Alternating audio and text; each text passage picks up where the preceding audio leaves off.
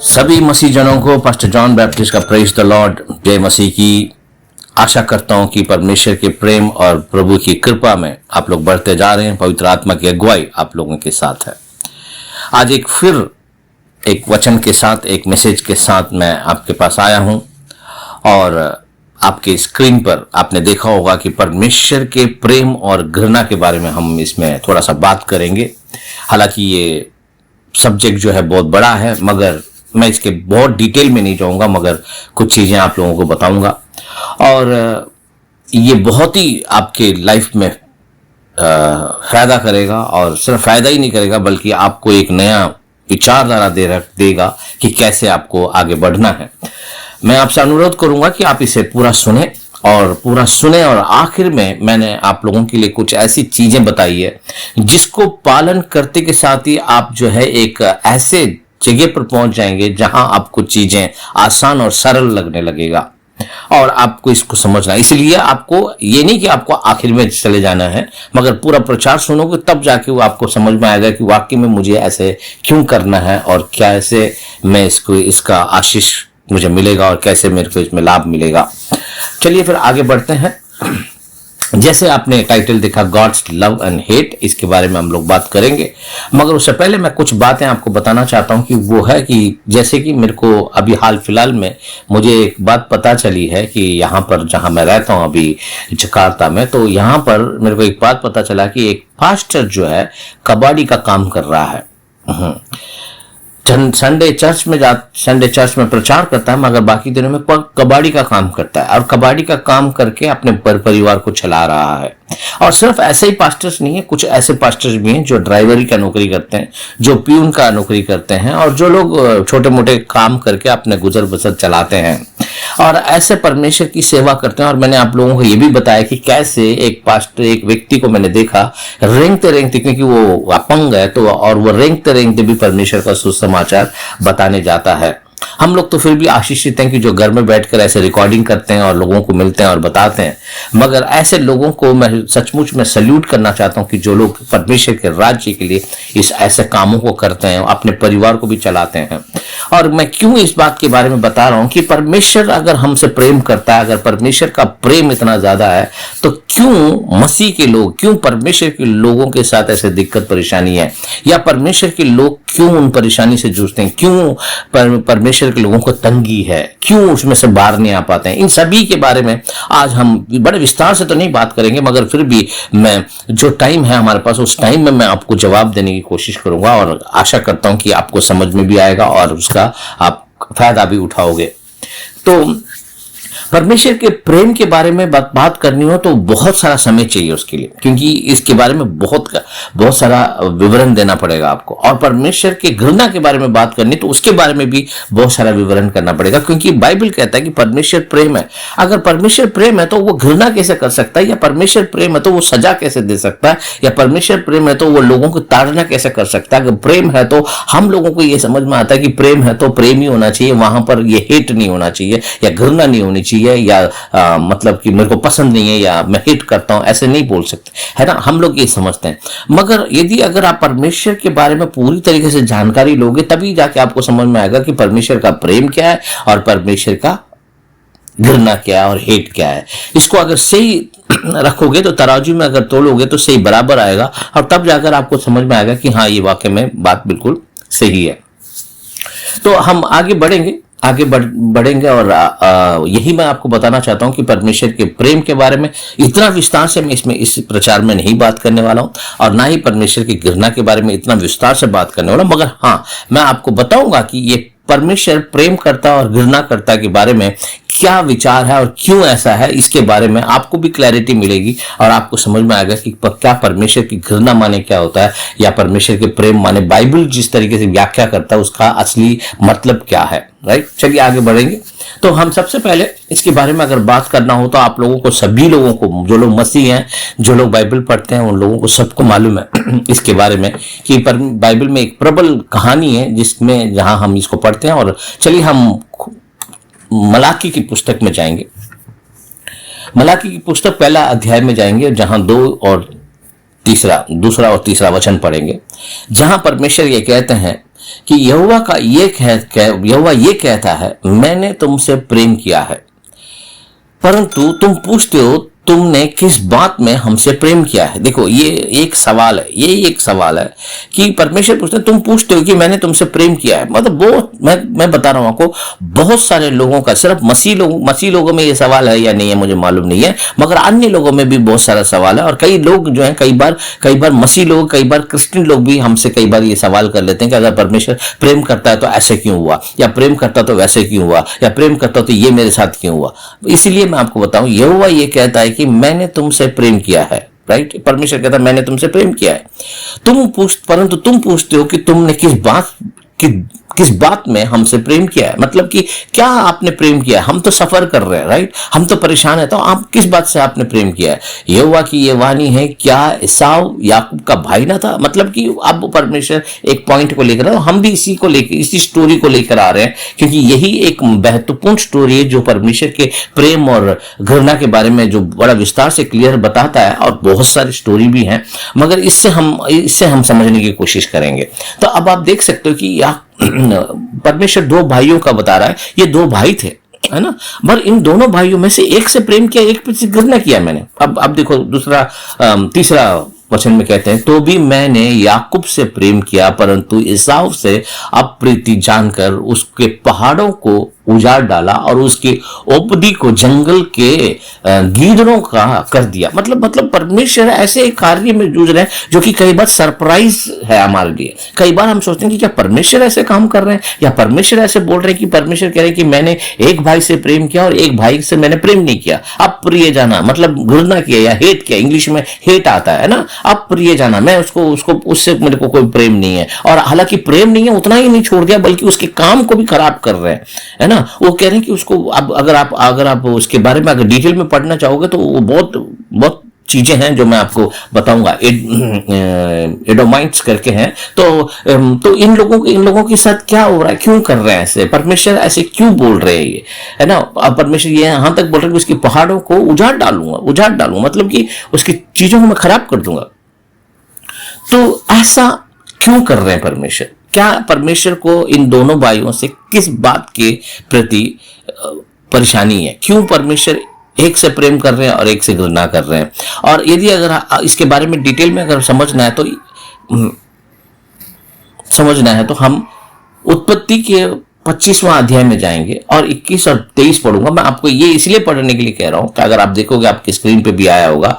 मैं ये बताना चाह रहा हूं कि ये परमेश्वर का इन दोनों के प्रति प्रेम और नफरत इस बात से नहीं है कि वो बड़े हो गए और उन्होंने कुछ अच्छा काम किया या उन्होंने कुछ अच्छा कार्य किया या कुछ किया, नहीं, ऐसे नहीं है। बल्कि इनके पैदा होने से पहले ही ये डिसाइडेड था, पैदा होने से पहले ही इनको ये बातें आ रही है। देखिए उत्पत्ति 25, 21 और 23 पढ़ूंगा। इसहाक की पत्नी तो बाँझ थी, सो उसने उसके निमित्त यहोवा से विनती की और यहोवा ने उसकी विनती सुनी, सो उसकी पत्नी रेबेका गर्भवती हुई। पहले तो वो बच्चा नहीं हो रहा था रेबेका को, मगर प्रार्थना करने के बाद वो बच्चा हुआ और लड़के उसके गर्भ में आपस में लिपट के एक दूसरे को मारने लगे। अब देखो गर्भ में ही लड़ाई हो रही है इन दोनों की है ना। और मैं बता रहा हूं आपको कि ये बहुत ही इंपॉर्टेंट, मैं क्यों इस कॉन्सेप्ट के बारे में बार बार आता हूं, क्योंकि अगर आप थोड़ा सा पीछे जाओगे तो आप पहली लड़ाई जो उत्पत्ति में लिखी गई है, ये भी दो भाइयों के बीच में ही है, काइन और आबेल के बीच में, है ना। उसने उसको मार दिया। तो ये जो भाइयों की जो लड़ाई है, ये भाइयों के बीच में जो विरोध है, ये बहुत बड़ा मुद्दा है और बहुत बड़ा सब्जेक्ट है ना। दो भाइयों के बीच में जो लड़ाई हो रही है, और मैं आगे आपको बताता रहूंगा, आपको समझना है कि इसके बारे में आपको सुना। देखिए, और लड़के उसके गर्भ में आपस में लिपट के एक दूसरे को मारने लगे। तब उसने कहा, मेरे जो ऐसे ही दशा रहेगी तो मैं क्यों कर जीवित रहूंगी। रेबेका सोच रही है अगर इस तरीके से ये लोग आपस में लड़ते रहेंगे तो मेरा क्या होगा। और वह यहोवा की इच्छा पूछने को गई, मतलब यहोवा से प्रार्थना करने लगी, राइट। अब उसके बाद तब यहोवा ने उससे कहा, तेरे गर्भ में दो जातियां हैं। अब देखो है, ये दो भाई, दो बच्चे नहीं है, दो जातियां हैं, आप समझ रहे हो, दो जातियां हैं और तेरे कोख से निकलकर ही दो राज्य के लोग अलग अलग होंगे। अब देखो, परमेश्वर पहले ही देख चुके हैं। परमेश्वर कह रहे हैं कि तेरे तेरे कोख में दो बच्चे हैं, पर वो सिर्फ तेरे लिए वो दो बच्चे हैं, मगर अगर मेरे व्यू पॉइंट से देखेगी, अगर तू उस पूरे तरीके से देखेगी, तो तेरे को ये समझ आना चाहिए कि दो राज्य है। हेलो, दो राज्य है ना, दो राज्य।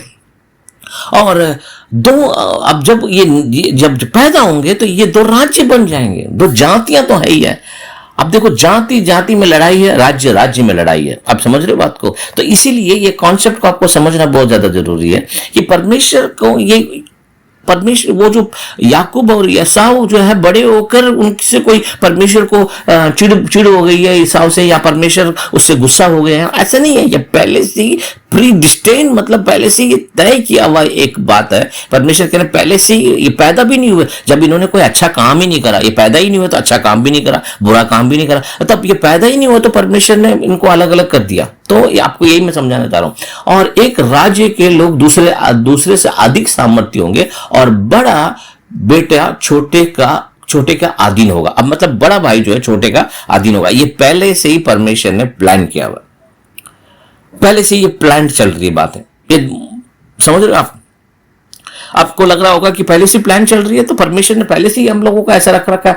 आपको धीरे धीरे इस बात को समझना है दोस्तों कि परमेश्वर का प्रेम और परमेश्वर की घृणा के बारे में धीरे धीरे आप समझ में आएगा आपको कि अब ये दो राज्य, इसको याद रखो, दो भाई नहीं है, दो राज्य और दो जाति बन गए है कि नहीं है? तो ये पैदा होने से पहले से ही है। तो इसलिए परमेश्वर जब ये बोलते हैं कि मैं याकूब से प्रेम करता हूं और ईसाऊ से घृणा करता हूं, तो ये कोई उन्होंने कुछ काम गलत कर दिया है, या उनकी आदतें कुछ ऐसी हैं, या कुछ ऐसे नहीं है। वो पैदा ही इस पर्पस के लिए हुए हैं। ये पहले ही प्लान्ड है, ये परमेश्वर की इच्छा है, और परमेश्वर की इच्छा के अनुसार ये सब कुछ हो रहा है। परमेश्वर ने पहले से डिसाइड किया।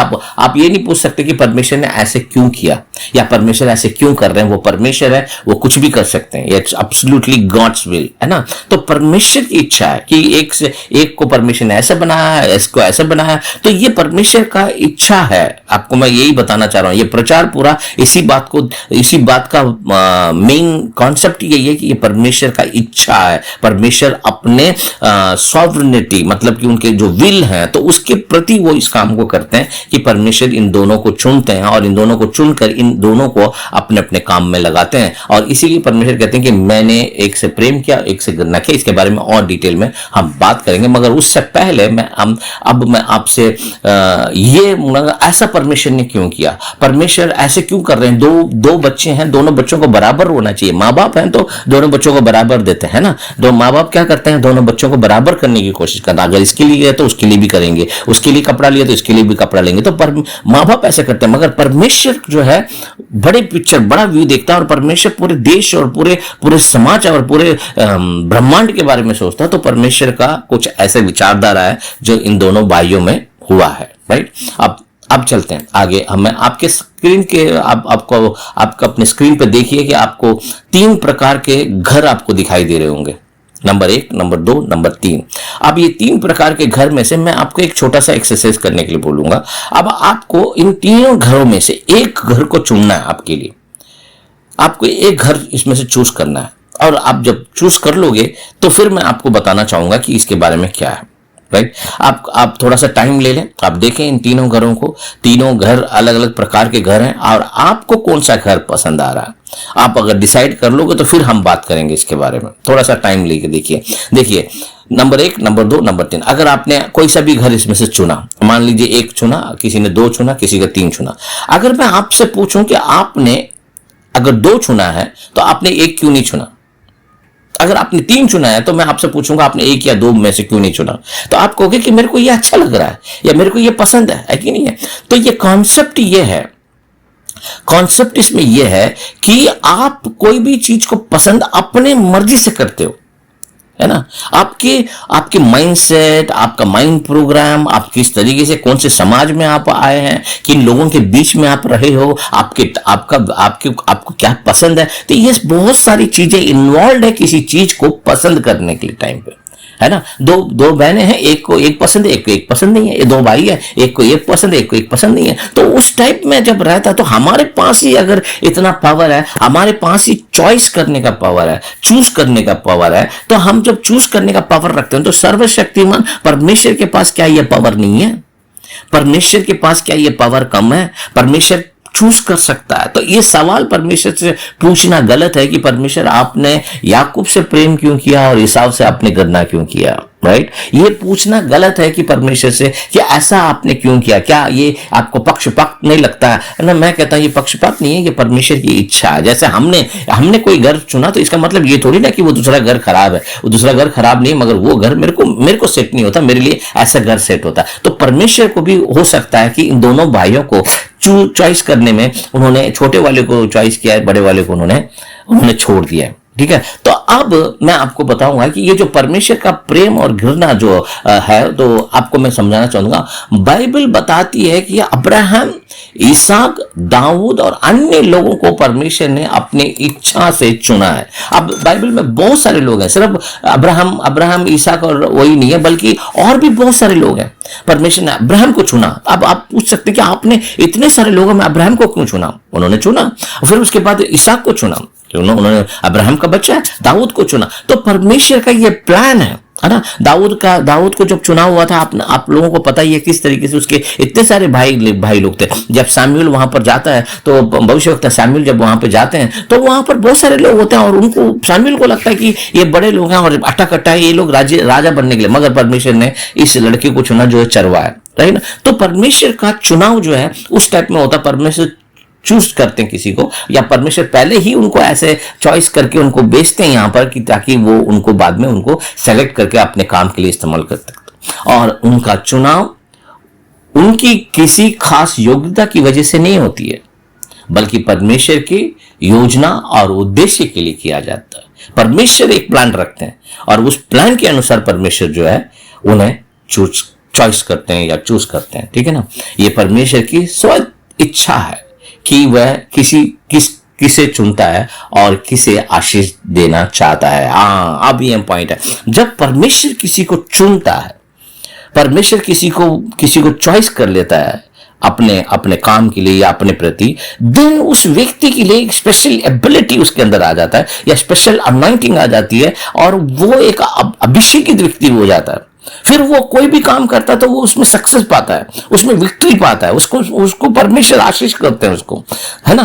तो यही मैं बताना चाह रहा हूं कि ये परमेश्वर का प्रेम और घृणा नहीं है, बल्कि ये चॉइस है कि परमेश्वर ने याकूब को चुना और उसके एसाव को नहीं चुना। यही ये फर्क है। ये नहीं कि परमेश्वर उसको बहुत ज्यादा हेट करते हैं या घृणा करते हैं, ऐसे नहीं है। परमेश्वर ने चॉइस किया, परमेश्वर ने उसको चुन लिया और चुनने की वजह से वो परमेश्वर का प्रेमी व्यक्ति बन गया। और एक को चुना नहीं है परमेश्वर ने, और चुना नहीं तो इसका मतलब ये नहीं कि परमेश्वर ने उसको छोड़ दिया। नहीं, ऐसा नहीं है। अगर आप उत्पत्ति की पुस्तक में अगर आप जाके पढ़ोगे, वहां पर उत्पत्ति की पुस्तक 33वां अध्याय 9वां वचन, मेरे को जहां तक याद है 33वां अध्याय 9वां वचन में ईसाव कहता है मेरे पास बहुत कुछ है।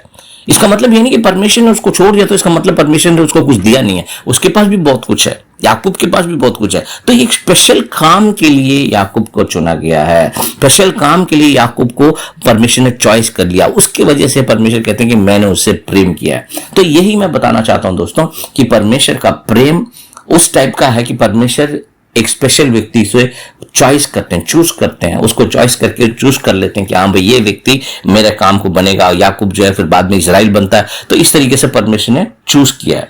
ठीक है ना। तो यही मैं आपको बताना चाहता हूं कि अब याकूब इजराइल बन गया और एसाव जो है एडोमाइट्स बन गया, है ना। तो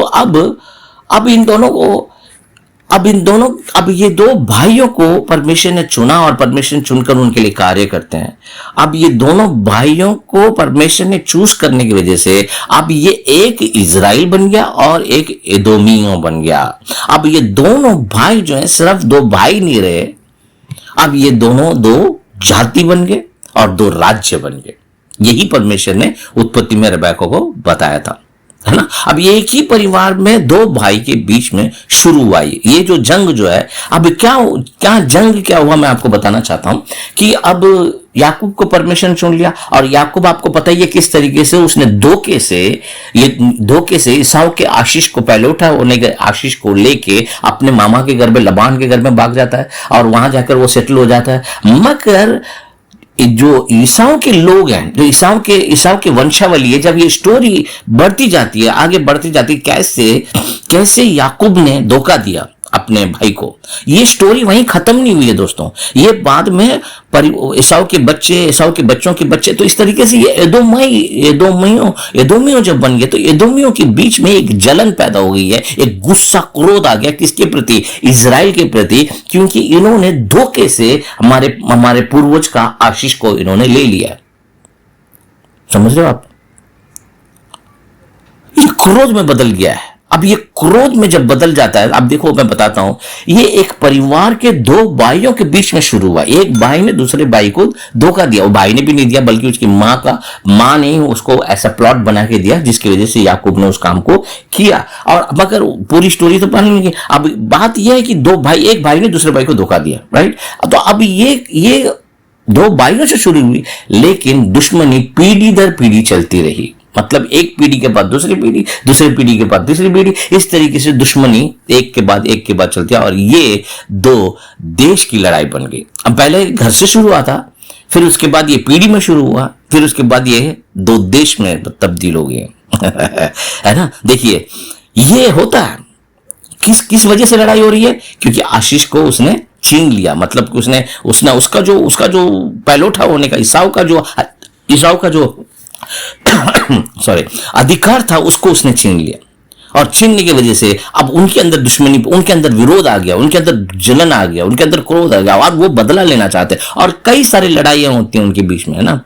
ये केवल ईसाऊ और याकूब की कहानी नहीं, ये अधिकांश परिवार की कहानी है। हाँ दोस्तों, ये सिर्फ इन दोनों भाइयों की कहानी नहीं है। आज परिवार में कहानियां, और कई सालों से इतिहास गवाह है इस बात का।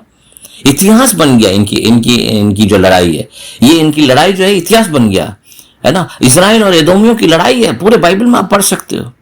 कनेक्टेड है कहीं ना कहीं, ये दोनों कनेक्टेड हैं। तो अब इजराइल और एदोमिया लड़ रहे हैं। क्यों लड़ रहे हैं? क्योंकि इजराइल ने एदोमियों का हक को छीन लिया है, धोखे से छीना है, तो इसलिए वो लड़ रहे हैं। और मैं आपको बताऊं, ये सिर्फ इन दोनों भाइयों की लड़ाई नहीं है, बल्कि हर परिवार की लड़ाई है। आपको मैं थोड़ी देर में आपको समझाता हूं कैसे ये परिवारों की लड़ाई कैसे होती है।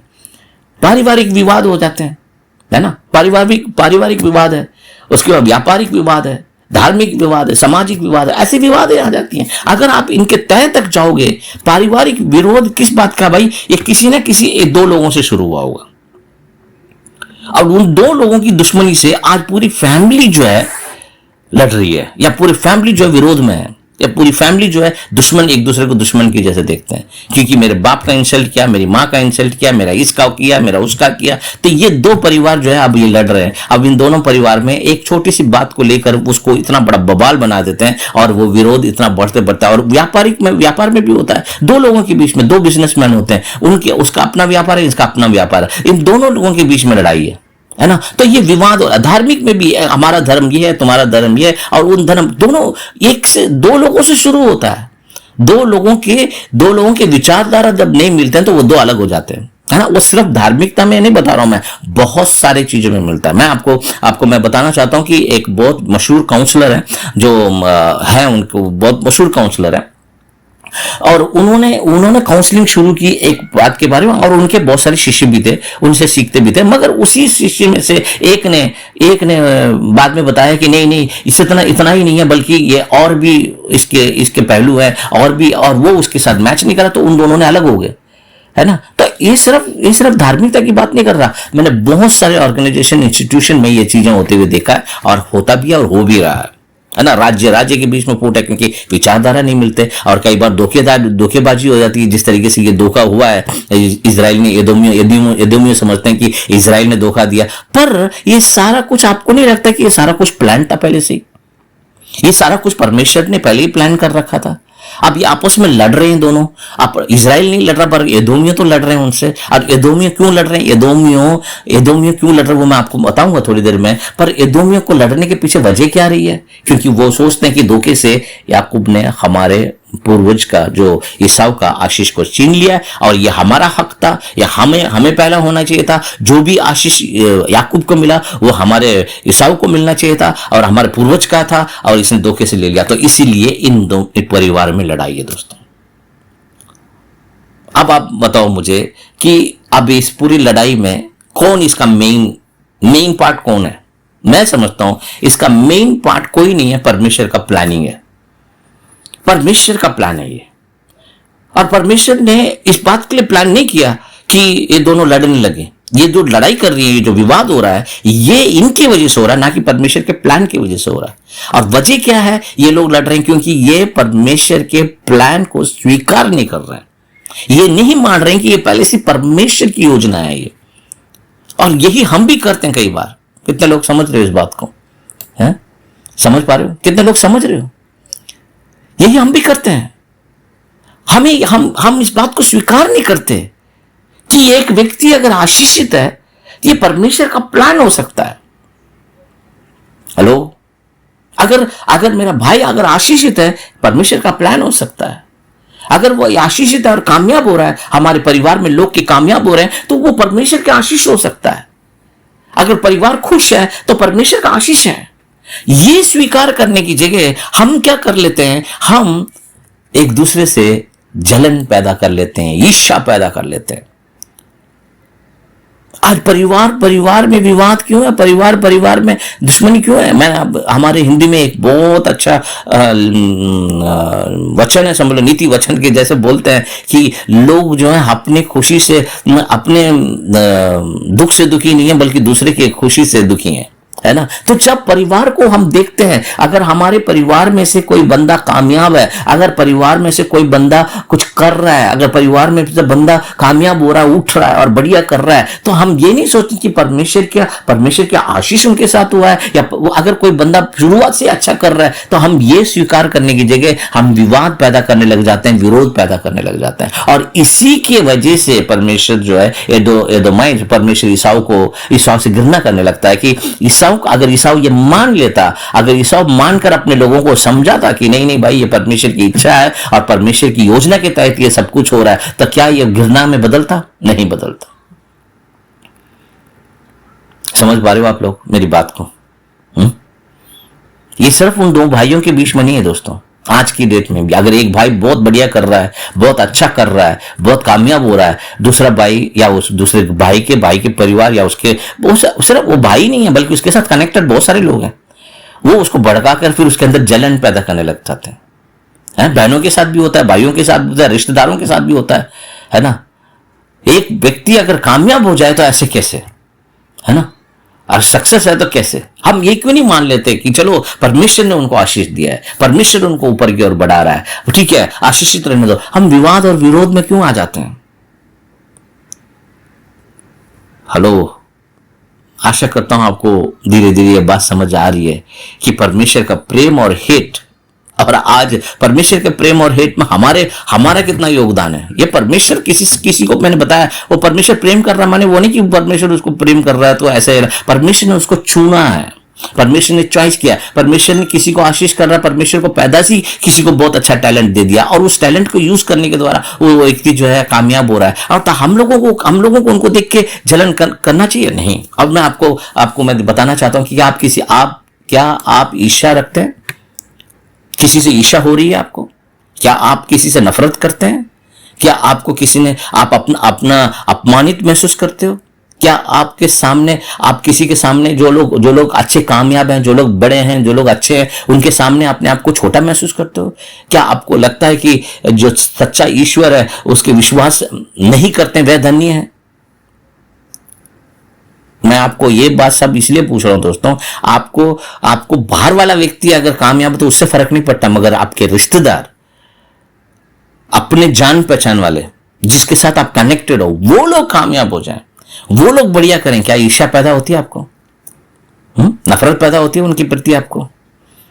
आपके रिश्तेदारों में से बढ़िया सा कार ले लिया, आपको ईर्ष्या होती है, गुस्सा आता है? नफरत होती है। और आपको जो लोग बहुत पैसे वाले हैं, अच्छे पैसे वाले हैं, जब वो अपने पैसे का दिखाते हैं, जब बढ़िया सा ड्रेस और गहने और ये और वो अपने रईसी दिखाने की कोशिश करते हैं, जो भी उनके पास है उसको दिखाने की कोशिश करते हैं, और आप अपने आप को बहुत छोटा महसूस करते हो। आपको लगता है कि यार यही लोग कामयाब है, परमेश्वर को मानने वाले कामयाब नहीं है, या परमेश्वर के मानने वाले सक्सेसफुल नहीं है, धन्य नहीं है।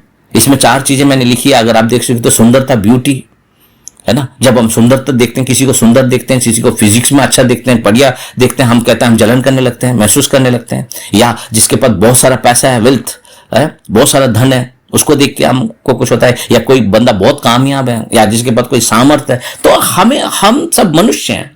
तो जब हम ऐसी चीजों को जब दूसरों के साथ होते हुए देखते हैं या दूसरों को देखते हैं, खासतौर से मैं ये बता रहा हूं आपको, अपने परिवार के लोगों की बात कर रहा हूं, मैं अपने लोगों की बात कर रहा हूं, जो लोग आपके लोग हैं, परिवार के लोग हैं, उनकी बात कर रहा हूं। ऐसे लोगों के साथ जब आप देखते हो तो आपको हमेशा ये एक चीज याद रखना चाहिए, बेशक वो परमेश्वर को मानते हो नहीं मानते हो, सब परमेश्वर के लोग हैं, परमेश्वर के ही हैं वो, है ना। परमेश्वर ने उनको आशीष दिया है, ये हमें समझ लेना चाहिए, ये हमें समझना चाहिए।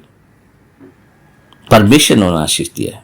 याद है ना आपको, प्रभु यीशु मसीह कहते हैं कि कुछ भी तुम्हें नहीं मिलता जब तक स्वर्ग से तुम्हें दिया ना गया हो। तो हमें ईर्ष्या करने की जगह, गुस्सा करने की जगह, नफरत करने की जगह, जलन करने की जगह, है अपने आप को छोटा महसूस करने की जगह, परमेश्वर के विरुद्ध कड़वाहट पैदा करने की जगह, है हमें क्या करना चाहिए? नहीं तो हम भी उनमें शामिल हो जाएंगे दोस्तों। हम इजराइल में शामिल नहीं होंगे, बल्कि एदोमियों के उसमें शामिल हो जाएंगे। हम विवाद करते रहेंगे, लड़ाई करते रहेंगे। और मैं आपको बताऊं, इजराइल और एदोम की लड़ाई इतिहास की लड़ाई है। वो 1 साल 2 साल चलने वाली लड़ाई नहीं, आज तक भी चल रही है वो लड़ाई, आज तक भी चल रही है, अभी तक भी चल रही है लड़ाई। समझ पा रहे हो आप लोग? तो अब आपको करना क्या है? अब आपको सबसे पहले काम एक करना है। सबसे पहले काम क्या करना है? अगर आप कामयाब होना चाहते हो, बेशक शायद हो सकता है कि हो सकता है कि हमें उतना आशीष नहीं मिल रहा जितना अन्य जातियों को मिल रहा है, हमें उतना कामयाब नहीं हो पा रहे जितना अन्य जाति कामयाब हो रहे हैं, हमें उतना नहीं मिल रहा जितना हमें करना चाहिए, या हम उतने आशीष, हम तो स्ट्रगल कर रहे हैं, हम तो मसीह में भी स्ट्रगल कर रहे हैं, हम तो प्रभु में भी हमें दिक्कत परेशानी हो रही है। मैंने जैसे आपको पास्टरों के बारे में बताया है ना, सबसे पहले मैंने बताया ना, कुछ पास्टर्स लोग प्रभु की सेवा कर रहे हैं मगर फिर भी उन्हें पैसे के लिए मोहताज होना पड़ता है, अपने घर चलाने के लिए मोहताज है, अपने बच्चों को पढ़ाने के लिए मोहताज है कि नहीं है, फिर भी वो सेवा कर रहे हैं, है ना, परमेश्वर की सेवा कर रहे हैं। हो सकता है और परमेश्वर और लोगों को आशीष करता है, सेवा करने वाले की इतना आशीष नहीं जितना और लोगों को आशीष मिल रही है। तो उस टाइम पर हमें करना क्या चाहिए? हमारे अंदर वो जलन नहीं पैदा करना चाहिए, हमारे अंदर नफरत नहीं पैदा करना चाहिए, हमें ये नहीं सोचना चाहिए कि परमेश्वर उनको आशीष कर रहा, हमें नहीं कर रहा। नहीं, यही मैं आप लोगों को सिखाना चाहता हूं आज। अब देखो, मैंने लिखा है, अपने करीबी दोस्त, रिश्तेदार और भाई बहन को पूरे मन से स्वीकार करो जो आशीर्वादित है, जो आशीषित है। आपका सबसे पहला कदम ही यही है, आपको पूरे मन से, इसलिए मैंने वो एरो मार्क लिखा हुआ है, देखो, पूरे मन से स्वीकार करना पहला कदम है। आपको पहले उन सभी रिश्तेदारों को, सभी उन लोगों को जो कामयाब हैं, सभी उन लोगों को जिन्होंने आपका अपमान किया है, आपके गरीब होने का अपमान किया है, आप ना पढ़े लिखे होने का अपमान किया है, आपके लाचारी पर अपमान किया है, आपको मजाक उड़ाया, कोई बात नहीं, सबसे पहले उन लोगों को पूरे मन से स्वीकार करो दोस्तों। यह पहला कदम है आपके कामयाबी का, पहला कदम है कामयाबी का। अब मैं आपको एक उदाहरण बताता हूं। अब मान लो कि एक पास्टर है और उसके चर्च में जो लोग आते हैं, पास्टर को जो लोग चर्च में आते हैं वो कामयाब होंगे तो खुशी मिलेगी या उनसे जलन मिलेगी? कई बार पास्टरों को जलन भी होता है, अरे यार हम तो पास्टरी करते हैं, हम सेवा करते हैं प्रभु की, मगर हमें इतना नहीं मिलता जितना लोगों को मिलता है। हाँ बिल्कुल है, जैसा पौलुस कहता है कि भाई हम तो बेघर हैं मगर बहुतों का घर हमने बना दिया है।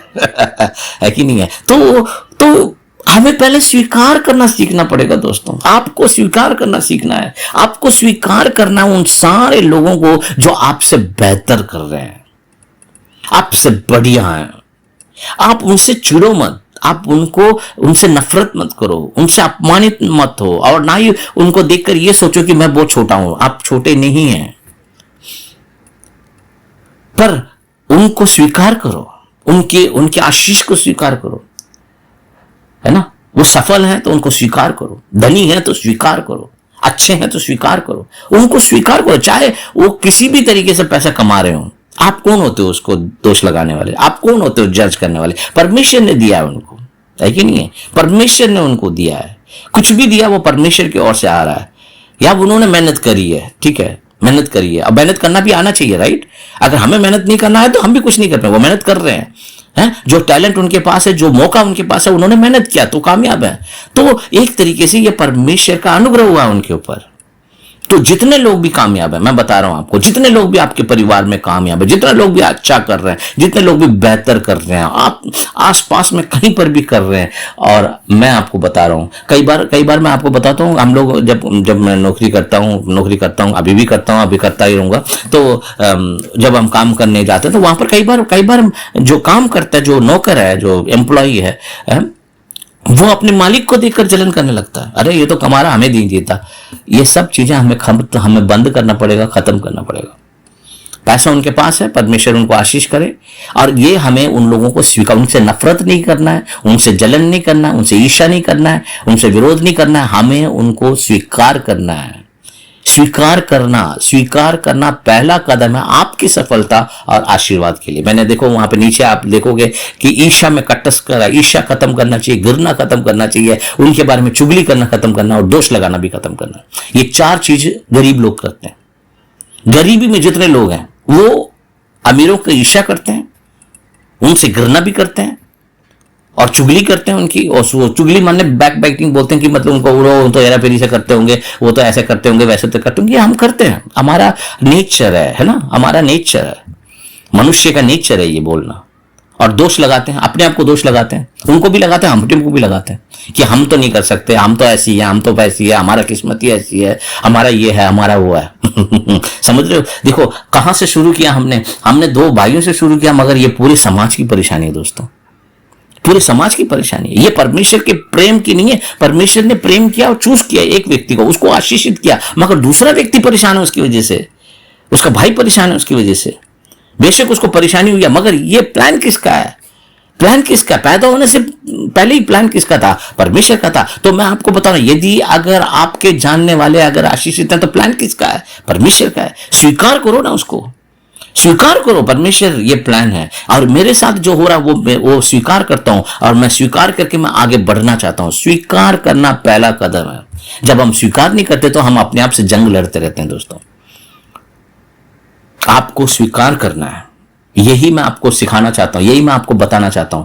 सबसे पहले आप उन सभी लोगों को स्वीकार करो। अगर आपको लगता है कि मेरे से ज्यादा वो व्यक्ति सुंदर है तो क्या हुआ, उसको स्वीकार करो, उसकी सुंदरता को स्वीकार करो, उसके अच्छे अगर अच्छा फिजिक है, उसकी बॉडी अच्छी है, अगर अच्छा अपने आप को अच्छा परमिशन ने उसको दिया है, अच्छी फिजिक दी है, अच्छा हेल्थी है, स्वीकार करो उसको, है ना। जलन मत करो, ईर्ष्या मत करो, अपने आप को छोटा मत मानो, दोष मत लगाओ, स्वीकार करो।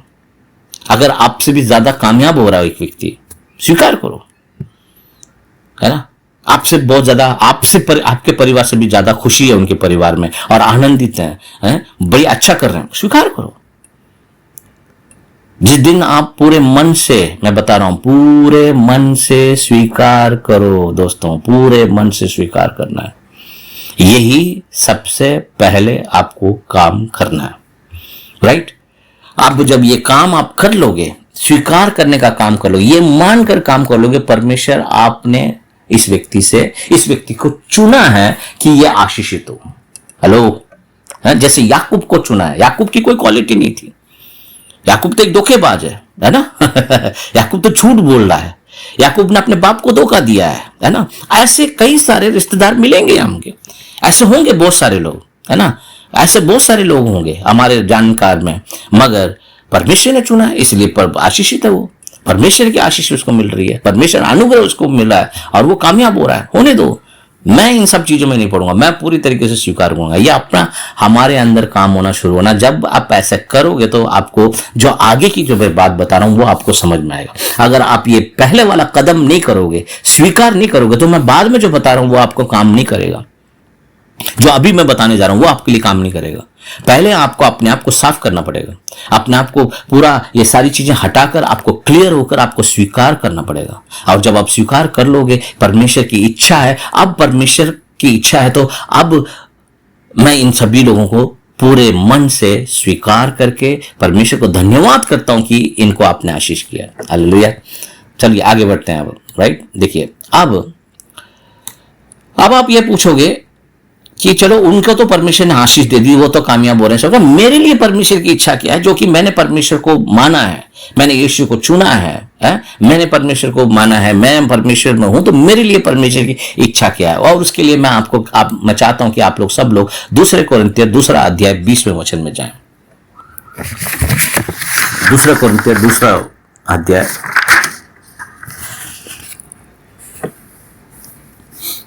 20वें वचन में जाएं। मेरे को लगता है कि एक मिनट आपको थोड़ा सा वेट करना पड़ेगा, मैं इसको और थोड़ा डिटेल में बता। हाँ के साथ है।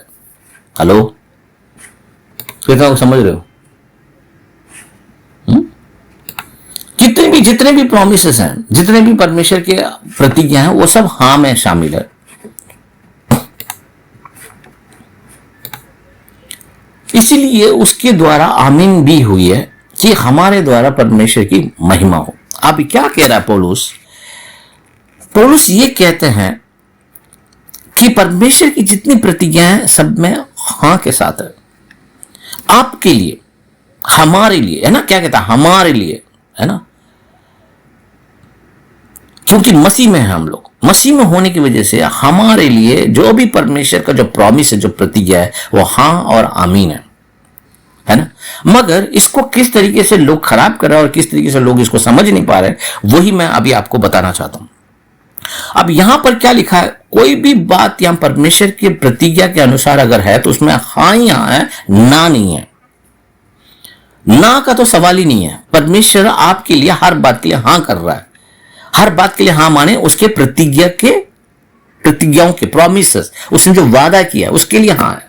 क्या आपको परमेश्वर ने जो वादा किया वो मालूम है? हेलो,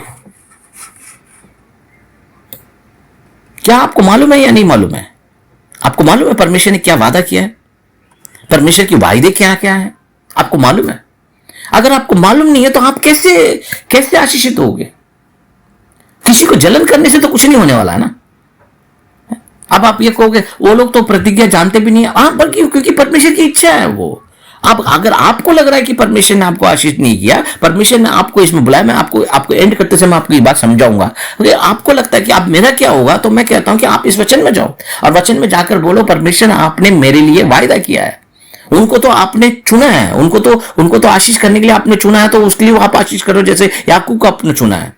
अगर मान लो कि मेरे को आपने चुना है कि नहीं चुना है मुझे मालूम नहीं है कि नहीं है, और मुझे यह भी नहीं पता कि आपकी इच्छा क्या है मेरे लिए, मगर बाइबल मुझे बताता है कि आपकी प्रतिज्ञा के लिए आपने हमेशा हाँ करा है। तो मैं आपके पास किसी और बात को लेकर नहीं आ रहा हूं, बल्कि मैं आपकी प्रतिज्ञा को लेकर आ रहा हूं। और उस प्रतिज्ञा को जब मैं मानूंगा और उस प्रतिज्ञा के अनुसार यदि अगर मैं कुछ मांगूंगा तो आपकी तरफ से सिर्फ हाँ ही हाँ है।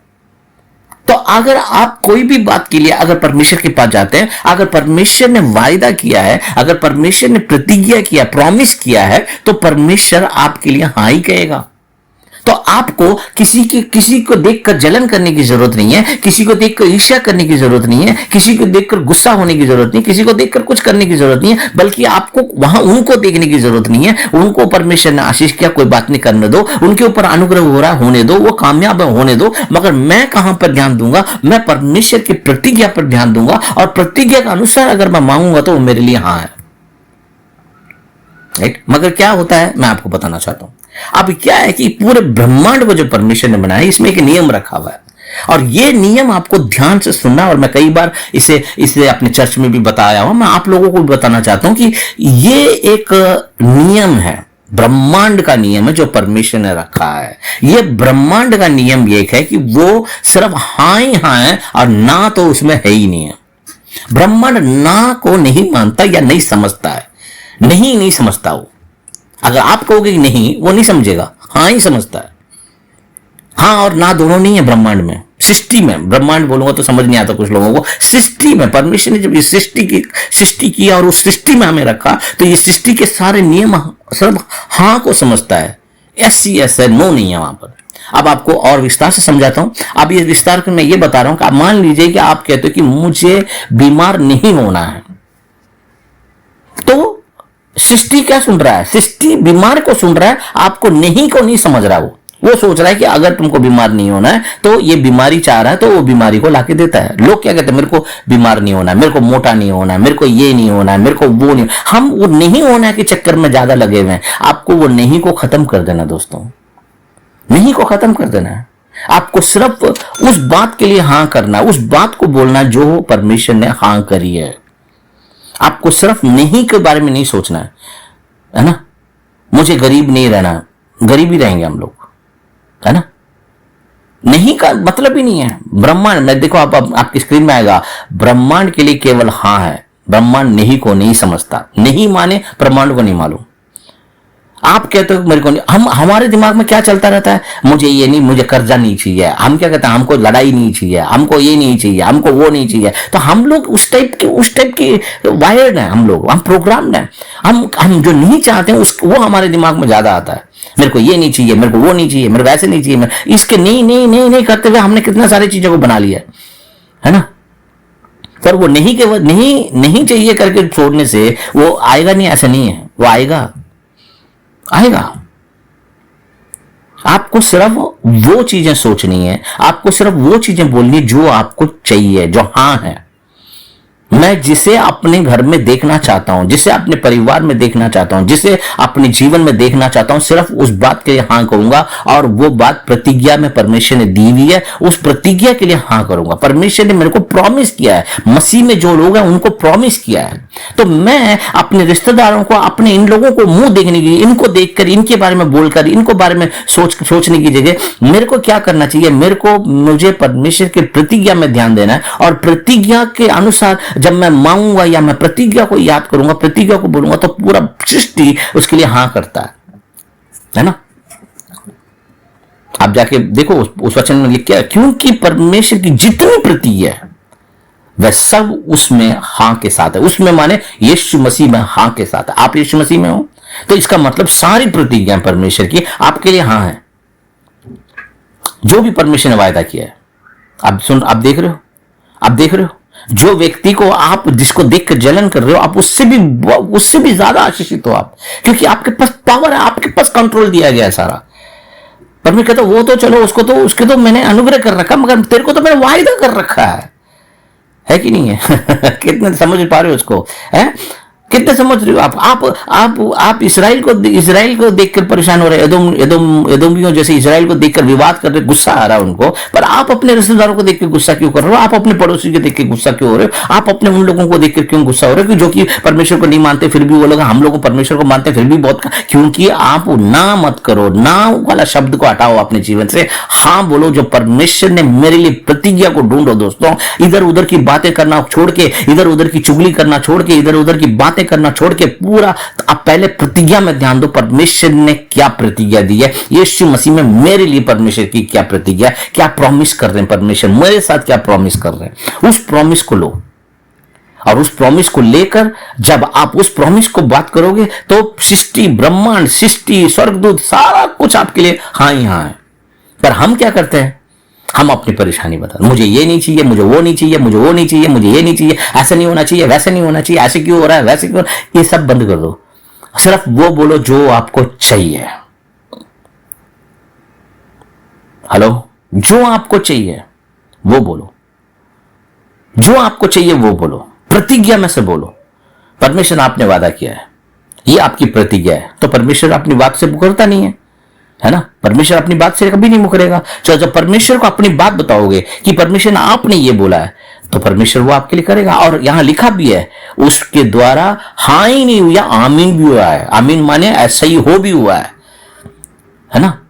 हाँ ही, और हम आमीन भी हुई है कि हमारे द्वारा परमेश्वर की महिमा हो। और देखो कितना बढ़िया बात लिखी है कि जब आप परमेश्वर ने प्रतिज्ञा दी है और यीशु मसीह में प्रतिज्ञा दी है, और उस प्रतिज्ञा को जब आप मानेंगे और मांगेंगे तो उसमें हाँ भी है और आमीन भी है, अप्रूव भी हुआ है और ऐसा होगा भी, कंटिन्यूटी चलता रहेगा ये हाँ और आमीन। और इस ऐसा परमेश्वर करेगा क्यों? क्योंकि आपके द्वारा परमेश्वर को महिमा मिलती है।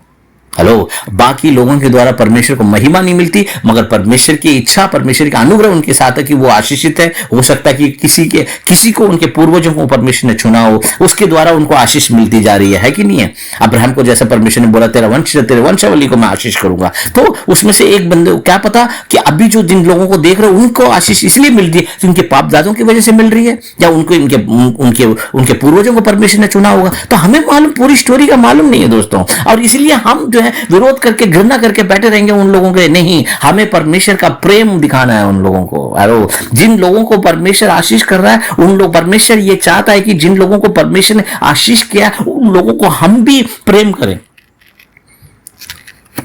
परमेश्वर यदि अगर किसी को कुछ कर रहा है, अनुग्रह कर रहा है, तो परमेश्वर हमसे क्या चाहता है? परमेश्वर चाहता है हम भी उनसे प्रेम करें, हम प्रेम करें। प्रेम एक बहुत बड़ा शब्द है। अगर प्रेम नहीं भी कर पाते हो तो आप स्वीकार तो कर सकते हो, पूरे मन से स्वीकार कर सकते हो उनको।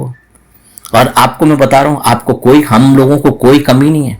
जितने भी पास्टर्स लोग हैं, जो लोग परेशान हो रहे हैं, वो लोग, हम लोग भी कई बार इन बातों को नहीं समझ पाते हैं। पास्टर लोग भी नहीं समझ पाते हैं। वो लोग भी हमें ये नहीं चाहिए, वो नहीं चाहिए, ये नहीं चाहिए, वो नहीं चाहिए, छोड़ के हमें सिर्फ परमेश्वर की प्रतिज्ञा को हाँ और आमीन में रखना है। और हमारे दिमाग में सिर्फ एक ही बात है, मुझे ये चाहिए। मुझे जो नहीं चाहिए उसके बारे में ना तो सोचना है ना ही बोलना है। हमें सिर्फ वो सोचना है कि मुझे क्या चाहिए। और जब क्या चाहिए आप बोलोगे, क्योंकि ब्रह्मांड, सृष्टि, सब कुछ सिर्फ हाँ जानता है। जो भी कुछ आप सोचोगे वो आपको लाके देगा, चाहे वो गलत हो, चाहे वो सही हो, चाहे वो आपका अच्छा लग रहा हो, चाहे वो आपका अच्छा नहीं लग रहा हो, वो आपके सामने लाके परोसेगा, आपके सामने लाके देगा। इसीलिए आपको तय करना है कि आपको क्या चाहिए। जो नहीं चाहिए ना तो उसके बारे में बोलो, ना ही उसके बारे में सोचो। जो चाहिए उसके बारे में बोलो, उसके बारे में सोचो।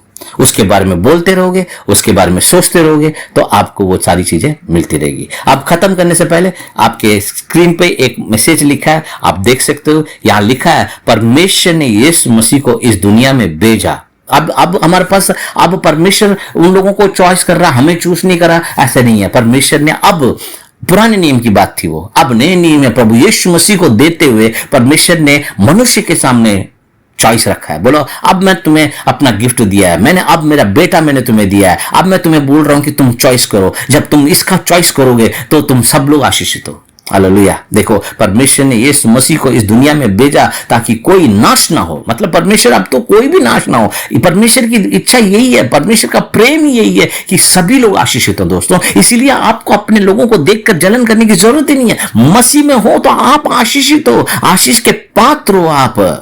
आप निराश होने के लिए बुलाए गए हो। हालेलुया। अब देखो, परमेश्वर ने यीशु मसीह को इस दुनिया में भेजा ताकि कोई नाश ना हो और हर कोई यीशु मसीह को चुनकर आशीष प्राप्त कर सकता। अगर मैं तो ये कहूंगा कि आने वाले जो ये मैसेज सुन रहे हो, आप भी यीशु मसीह को चुनकर आशीषित हो सकते हो। और जिन लोगों ने यीशु मसीह को चुना है, मैं कहता हूं आशीष के पात्र हो आप। आपको किसी को देखकर जलन करने की जरूरत नहीं है, किसी को देखकर ईर्ष्या करने की जरूरत नहीं है, किसी को देखकर अपने आप को छोटा महसूस करने की जरूरत नहीं है, कोई अपमानित होने की जरूरत नहीं है। लोग अपना धन दिखाते हैं, दिखाने दो, लोग अपनी आशीष दिखाते हैं, दिखाने दो, कोई बात नहीं, मगर आप भी कोई कम नहीं हो। परमेश्वर ने आपको आशीष किया है और आप अब्राहम के संतान बन गए जब प्रभु यीशु को स्वीकार करते हो। प्रभु यीशु कहां से आए? प्रभु यीशु इजराइल का यीशु है ना। तो आपने जब यीशु को स्वीकार कर लिया तो आप आशीष के पात्र हो गए हो। और बाइबल ये बताता है कि उसके यीशु मसीह में परमेश्वर की सारे प्रॉमिसेस हाँ और आमीन है। तो आपके लिए सब कुछ हाँ और आमीन है। तो आपको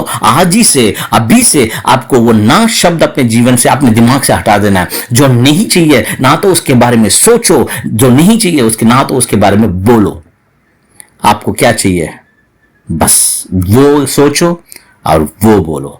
और देखना, जब आप निरंतर वही सोचोगे जो आपको चाहिए, वही बोलोगे जो आपको चाहिए, और इन दोनों के साथ सिर्फ सोचना बोलने से ज्यादा वही महसूस करोगे जो आपको चाहिए, है ना। महसूस करने के बारे में मैं बहुत बात करता हूं, मगर इस प्रचार में नहीं, अलग से, मगर महसूस करने के बारे में मैं बहुत कुछ बताना चाहता हूं जो आप महसूस करते हो, है ना। सृष्टि आपके शब्द से भी ज्यादा आपके फीलिंग को समझता है। तो आप कैसे फील कर रहे हो, है ना, उसको महसूस करो। जो चाहिए उसे महसूस करो, जो नहीं चाहिए उसे महसूस मत करो। ये हम सबको सीखना है, सभी को सीखना है। और जब ऐसे करने लगोगे धीरे धीरे करके आप इतने आशीषित हो जाओगे कि आपको देखकर लोग जलन करने लगेंगे, ना कि आप किसी को देखकर जलन करने लगोगे। हालेलुया।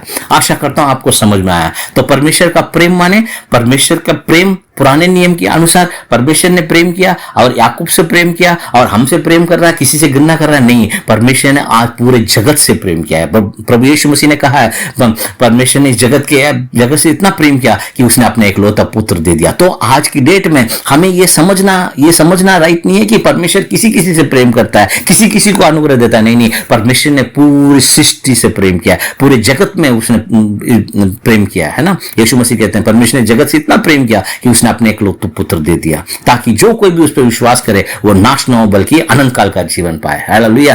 तो आपके पास आज एक बहुत बड़ा मौका है।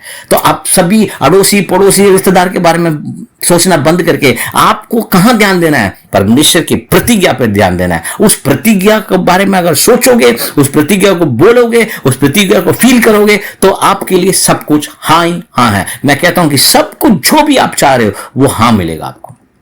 ना का शब्द जिस दिन हटा दोगे, ना के बारे में भूल जाओगे, उस दिन सब कुछ आपको मिलने लगा। आशा करता हूं आपको ये प्रचार समझ में आया और मैं चाहता हूं कि आप लोग इसे और लोगों को शेयर करें, सब्सक्राइब करें हमारे चैनल को और लोगों को शेयर करें, ताकि और भी लोग इसको आशीषित हों। बहुत सारे लोग विरोध लेकर अपने जीवन में बैठे हैं। प्रभु यीशु के नाम से वो सारा विरोध विवाद सब कुछ खत्म होकर सब लोग प्रभु यीशु में आशीषित हों। यही हम चाहते हैं, यही आप लोग भी चाहते हो। तो आप लोग सब लोग मिलकर, हम एक होकर हम इसको फैलाएं और हमारे जीवन में से ना नहीं बल्कि प्रभु परमेश्वर के आशीष के लिए हाँ और आमीन करके हम इस प्रचार को यहीं पर खत्म करते हैं। सभी लोगों को बहुत बहुत धन्यवाद। प्रभु परमेश्वर की ओर से आपको बहुत आशीष और परमेश्वर का प्रेम आपके साथ हमेशा बना रहे। परमेश्वर आपसे प्रेम करता है, आपके परिवार से प्रेम करता है, सभी लोगों से प्रेम करता है। इसलिए उसने हमें प्रभु यीशु दिया है। यीशु के नाम से हम आशीषित हैं। थैंक यू दोस्तों आपके समय के लिए।